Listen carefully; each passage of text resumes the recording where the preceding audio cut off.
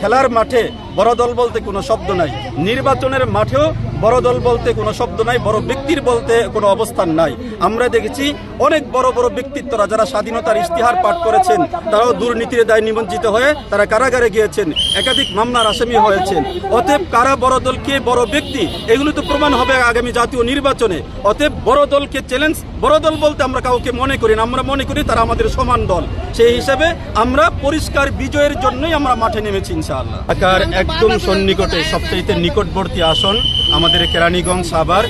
এটা স্বাধীনতার 54 বছরের কাঙ্ক্ষিত কোনো উন্নয়ন আমাদের এই কেরানীগঞ্জে হয়েছে বলে মনে হয় না। একটা দলের প্রার্থী সহ এই দল বারবারই বলছে কেরানীগঞ্জ উন্নয়নের নাকি অনেক কিছু হয়েছে। বাস্তবতা হচ্ছে ঢাকার পাশে যেরকম উন্নয়ন হওয়ার কথা ছিল স্বাধীনতার 54 বছরও সেরকম উন্নয়ন আমাদের নজরে পড়ে নাই। 2 আসন থেকে যদি মনোনীত করা হয় তাহলে আমি সহ আমার দলের সকল নেতাকর্মীরা সর্বোচ্চ স্বতঃস্ফূর্তভাবে আমরা সেটা মেনে নিব এবং একসঙ্গে ইসলামকে বিজয়ী করার জন্য, এলাকার মানুষের অধিকার আদায়ের জন্য আমরা কাজ করব ইনশাআল্লাহ। কেরানীগঞ্জে হাতপাখার প্রার্থী মাওলানা জহিরুল ইসলামের সমর্থনে মোটরসাইকেল শোভাযাত্রা অনুষ্ঠিত হয়েছে। শুক্রবার 5 ডিসেম্বর সকালে শোভাযাত্রাটি কেরানীগঞ্জের রোহিতপুর ইউনিয়নের তুলসীখালী ব্রিজ হতে শুরু হয়ে বাস্তা, শাক্তা, কলাতিয়া, হজরতপুর হয়ে সাভারের তেঁতুলঝোড়া, ভাকুরতা ঘুরে আরশিননগরে গিয়ে শেষ হয়। শোভাযাত্রায় হাতপাখার প্রার্থী মাওলানা জহিরুল ইসলামের নেতৃত্বে প্রায় 1000 মোটরসাইকেল, পিকআপ এবং প্রাইভেট কার অংশ নেয়। এ সময় রাস্তার 2 পাশে হাজারো মানুষ করতালি দিয়ে শোভাযাত্রাকে স্বাগত জানায়।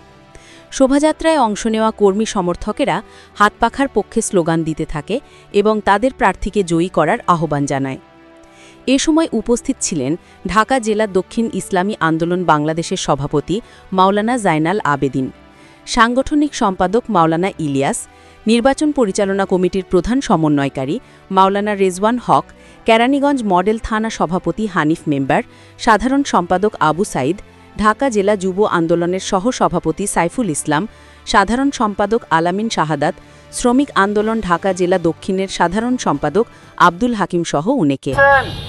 আমি আপনাদের সকলকে সালাম জানাচ্ছি। আগামী জাতীয় সংসদ নির্বাচনে পরিবর্তনের লক্ষ্যে 10 দফা কর্মসূচি নিয়ে আজকে আমি আপনাদের সামনে এসেছি। আমরা এই বাংলাদেশের স্বাধীনতার পরবর্তী 54 বছরে ঢাকার একদম সবচেয়ে কাছের যে নির্বাচনী এলাকা কেরানীগঞ্জ সাভার, এই এলাকার কাঙ্ক্ষিত মানের উন্নয়ন হয় নাই, এলাকার অবকাঠামোর উন্নয়ন হয় নাই। আমাদের এই অঞ্চলের মানুষের মৌলিক অধিকার, নাগরিক অধিকার, ন্যায্য অধিকার, শিক্ষার অধিকার, বাসস্থানের অধিকার সকল মানুষের জন্য প্রতিষ্ঠিত হয় নাই। এখনো আমাদের এই ঢাকা 2 নির্বাচনী এলাকার মধ্যে খোলা আকাশের নিচে এখনো অনেক মানুষ জীবন যাপন করে। আমি এই অবস্থা পরিবর্তনের জন্য 10 দফা কর্মসূচি নিয়ে আপনাদের সামনে উপস্থিত হয়েছি।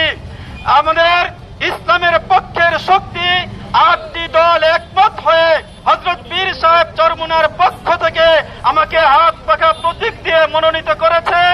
আগামী জাতীয় সংসদ নির্বাচনে পরিবর্তনের 10 দফা বাস্তবায়নের লক্ষ্যে হাতপাখা মার্কায় আমি আপনাদের সকলের দোয়া চাই, সকলের সমর্থন চাই।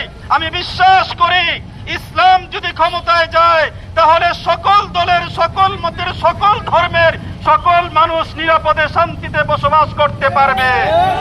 এই জন্য সকল মানুষের মৌলিক অধিকার আদায়ের জন্য ইসলামের পক্ষের শক্তি হাতপাখাকে আপনারা বিজয়ী করবেন, এই প্রত্যাশা আপনাদের কাছে নিয়ে আমি আমাদের নেতাকর্মীদেরকে সাথে নিয়ে আপনাদের কাছে এসেছি।